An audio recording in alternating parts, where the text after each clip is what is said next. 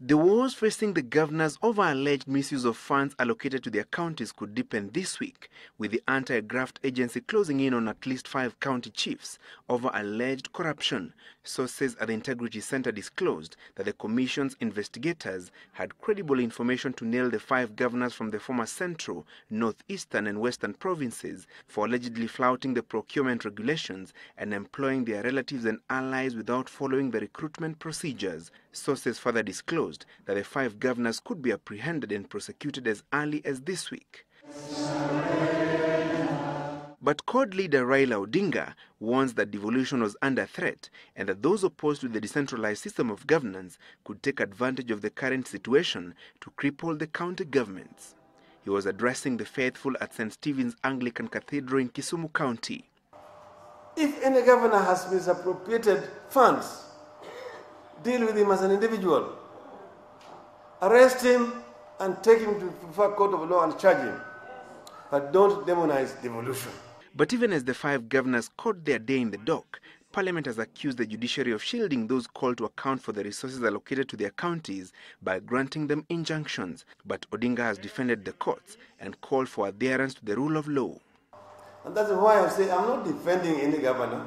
I'm not defending anybody. But I'm saying we must respect the court, give the court the right to do the work. We want to ensure that our country is accountable.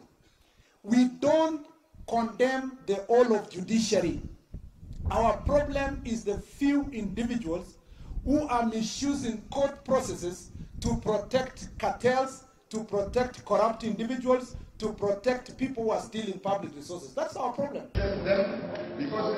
The budget-making process for the 2014-2015 financial year is on, and senators and their counterparts in the National Assembly insist that governors must account for the resources allocated to them so far before they can seek a larger slice of the national cake when the budget is read in June. We want to tell the governors who are locked up in our hotel in Mombasa to wind up that meeting and each governor to go to their own county. And the governors who have been summoned to appear before the Senate Finance Committee, we want to remind them to hurry up and appear. We shall not relent, we shall not compromise, we shall not give up.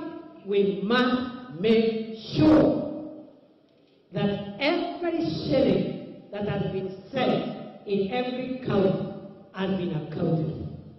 Wachukue ndege moja waende pahali panaitwa Nigeria. Waulize wale magavana ambao walikuwa waanzilishi wa devolution wako wapi? 50% wako jela. 50%.